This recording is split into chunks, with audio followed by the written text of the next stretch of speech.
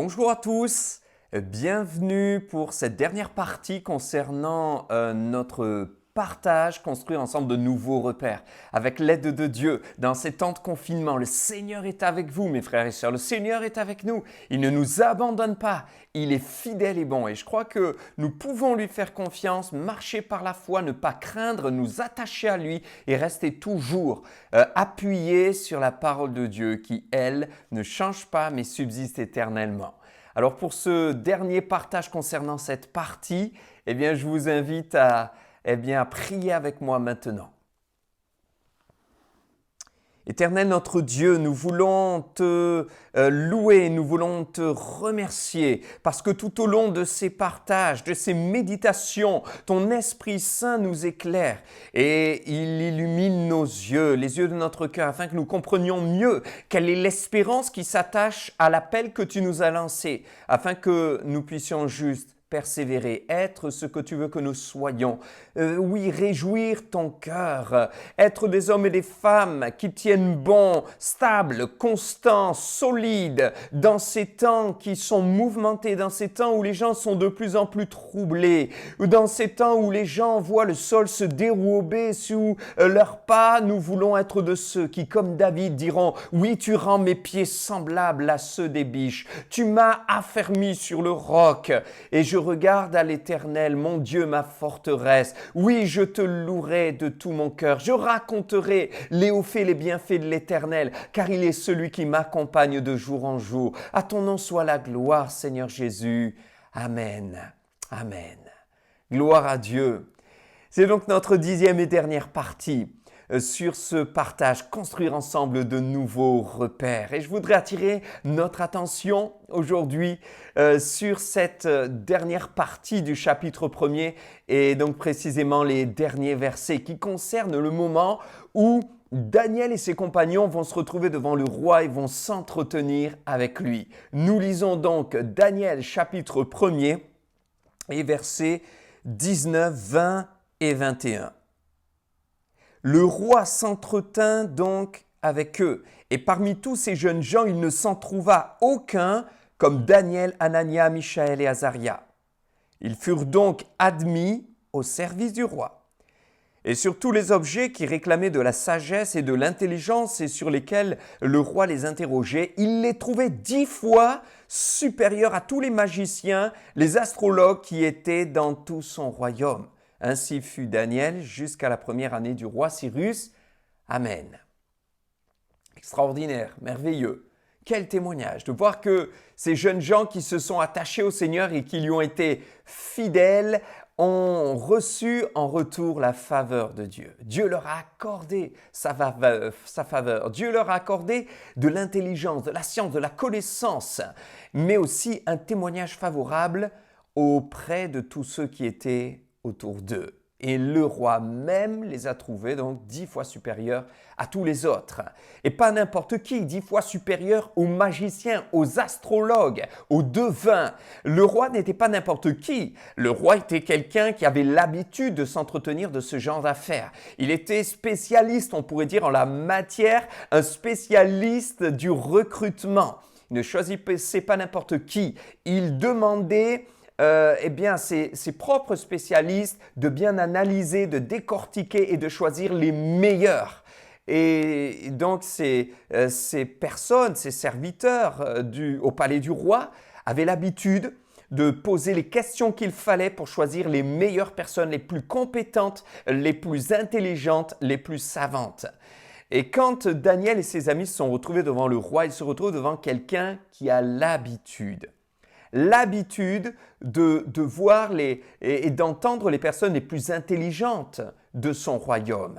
Donc il va s'entretenir avec eux, il va leur poser des questions et pas n'importe lesquelles. La parole de Dieu nous précise que c'était vraiment sur des choses qui demandaient beaucoup de sagesse et d'intelligence. Donc il va leur poser des énigmes, leur poser des questions sur des situations difficiles à résoudre, délicates, sur des questions que peut-être personne d'autre n'avait su répondre. Et là, il va être ébahi, il va être émerveillé. Il va même les trouver non pas 2 fois, non pas 3 fois, non pas 4 fois, mais 10 fois supérieurs à tous les autres. Et supérieurs à qui? pas à n'importe qui, mais à ses propres magiciens, à ses propres astrologues. Et on sait bien sûr que dans ces périodes-là, ces gens, astrologues, devins, magiciens, tout comme aujourd'hui tous ceux qui se livrent à l'occultisme, n'étaient pas dirigés par la puissance divine du Seigneur, mais dirigés par une puissance surnaturelle, mais qui venait de l'ennemi. La parole de Dieu nous dit que Satan, même dans les temps de la fin, sera capable d'agir au travers de prodiges, de signes miraculeux qui vont impressionner d'ailleurs les hommes qui se laisseront séduire, ne connaissant pas la réalité de la parole de Dieu et n'étant pas versés dans la précision des Écritures, ils se laisseront séduire. C'est pour ça que pour nous, c'est important d'être attaché à la parole de Dieu. Et si quelqu'un vient et fait soi-disant un miracle, mais sans parler de Jésus, sans recourir à la force du Seigneur, sans humilité se placer sous le joug du Seigneur par la puissance du Saint-Esprit, alors la parole de Dieu nous dit qu'il faut dénoncer ces choses-là, dénoncer ce genre de miracle ou de signes. Ils ne viennent pas de Dieu.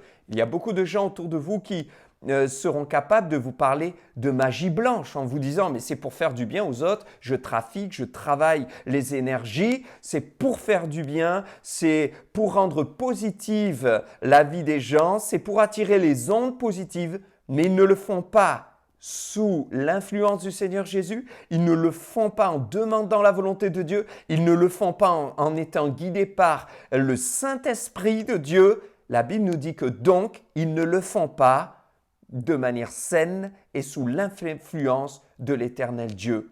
Et s'ils ne le font pas sous l'influence de l'Éternel Dieu, ils le font par conséquence, sans même le savoir, sous l'influence du diable. On voudrait vous dire aujourd'hui encore de vous tenir loin de ces pratiques-là. On voudrait vous encourager, mes frères et sœurs, mes amis, à ne pas vous approcher de tous ceux qui pratiquent ce genre de magie, ce genre d'art divinatoire, tous ceux qui manipulent les énergies et qui font des choses qui ne sont pas dans la volonté de Dieu, qui ne sont pas bibliques. On voudrait vous dire et vous encourager à vous éloigner de ces gens-là, mais plutôt à rechercher la face de Dieu.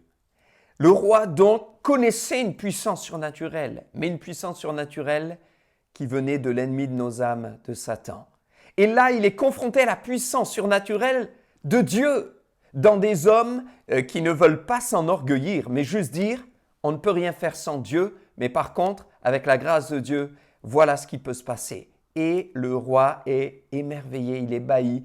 Il ne les trouve pas que 2 fois, 3 fois, 4 fois, mais 10 fois supérieurs. J'aimerais vous dire encore aujourd'hui que Dieu est 10 fois supérieur, 100 fois supérieur, éternellement de fois supérieur, infiniment supérieur à l'ennemi de notre âme, à Satan. N'ayez pas peur du diable, n'ayez pas peur des démons. Dieu est infiniment supérieur aux démons. Jésus-Christ, celui qui vit en nous, celui qui nous a sauvés et rachetés de la puissance des ténèbres, est infiniment supérieur au diable qui voudrait nous emmener en enfer. Le diable tremble devant l'enfer. Ne croyez pas que l'enfer, c'est le palais du diable. Non, il a peur de l'enfer, le diable. Les démons ont peur de l'enfer. La Bible nous dit qu'ils tremblent. Ils ont même supplié Jésus un jour de ne pas les envoyer dans l'abîme. Donc, l'enfer, c'est un lieu. Et un lieu qui est réservé pour la souffrance du diable et la souffrance des démons. Mais nous, en tant qu'enfants de Dieu, nous n'avons pas peur. Et nous restons fidèles à la parole de Dieu. Nous ne nous laissons pas séduire par toutes sortes de prodiges, de signes miraculeux ou de magie venant de l'extérieur, n'étant pas sous l'influence du Seigneur Jésus-Christ. Nous savons que ces choses-là viennent des ténèbres. Alors, nous restons comme Daniel sous l'influence de la puissance de la lumière, la puissance de Jésus-Christ qui avait dit lui-même « Je suis la lumière du monde ». Le roi s'entretint avec eux. Il est éblouis. Ils sont supérieurs. Ils ont donc un plus, mes frères et sœurs. Et voici ce que nous pourrions conclure aussi de ces temps de partage. C'est que lorsque nous construisons de nouveaux repères, dans ces temps où tous nos repères ont été perdus, ont été bougés, ont été bousculés, eh bien le Seigneur nous honore. Et je crois que de ces temps de confinement dont nous ne connaissons pas la fin, on l'a déjà dit, c'est Dieu qui fixe les temps et les circonstances. Mais de ces temps de confinement, un chrétien peut ressortir plus fort. Un homme de Dieu, une femme de Dieu, un homme de foi, une femme de foi ressortira plus fort. Et j'ai envie de vous dire, soyez patients, soyez forts, soyez pleins de confiance dans le Seigneur.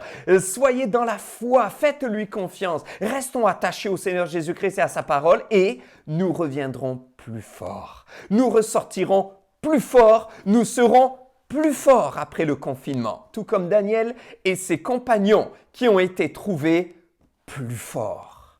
10 fois supérieur. Je crois qu'il y a un plus avec le Seigneur parce que notre Dieu est le Dieu du plus. N'ayez pas peur, ne tremblez pas. Si vous restez, si nous restons blottis dans le Seigneur, au creux du rocher, auprès de celui qui nous a sauvés, oui, il y a un confinement, oui, il y a un temps particulier, oui, ces temps sont troublés, oui, le monde est effrayé, oui, il y a de l'angoisse autour de nous, mais nous ressortirons plus forts. Parce que notre Dieu est le Dieu du plus et que donc un chrétien qui se blottit dans celui qui est le Dieu du plus sera donc quelqu'un qui aura un plus.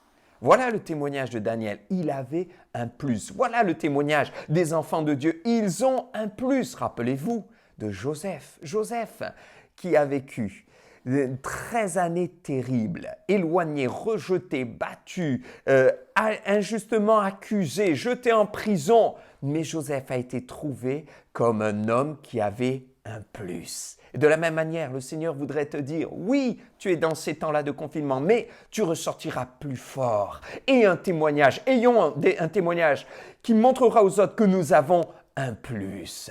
Joseph a reçu ce témoignage, non pas de lui-même, c'est pas lui qui se glorifie. Mais rappelez-vous les chansons, de qui il pourra donner l'explication du songe, lui permettant justement de sortir de sa situation et un jour de se souvenir que Joseph avait un plus. Eh bien, cette chanson, dans Genèse chapitre 41, verset 12, dira au Pharaon, mais il y avait là en prison avec nous un jeune Hébreu esclave du chef des gardes.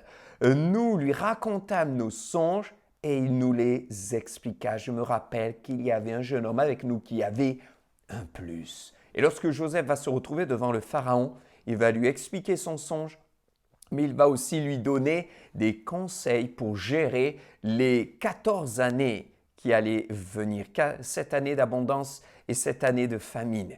Et le Pharaon et ses serviteurs vont être ébahis. Et il nous est dit, donc dans Genèse 41, et du verset 37 au verset 38, ces paroles, les paroles de Joseph plurent à Pharaon et à tous ses serviteurs. Et Pharaon dit à ses serviteurs, trouverons-nous un homme comme celui-ci, ayant en lui l'Esprit de Dieu. Autrement dit, trouverons-nous un homme comme Joseph qui est un homme qui a un plus. Voilà le témoignage de Joseph et voici aussi le témoignage bien sûr de Daniel.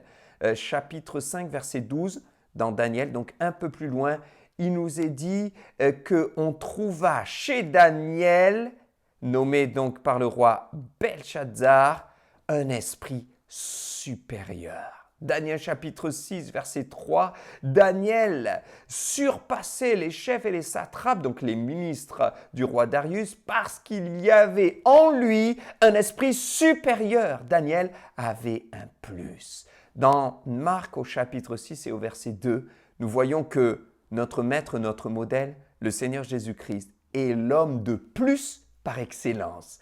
Celui qui avait un plus parce qu'il était rempli de la plénitude de l'Esprit de Dieu. Et il nous est dit que tous vont être ébahis. Et ils vont se poser la question, mais comment fait-il cela? Il a un plus. Ils étaient étonnés en se posant la question, mais d'où lui viennent ces choses? Quelle est cette sagesse qui lui a été donnée? Et comment de ces miracles peuvent-ils sortir de ses mains? Comment fait-il ces miracles-là? Il est celui qui a un plus. Dans Matthieu au chapitre 8 au verset 27, ces hommes furent saisis d'étonnement.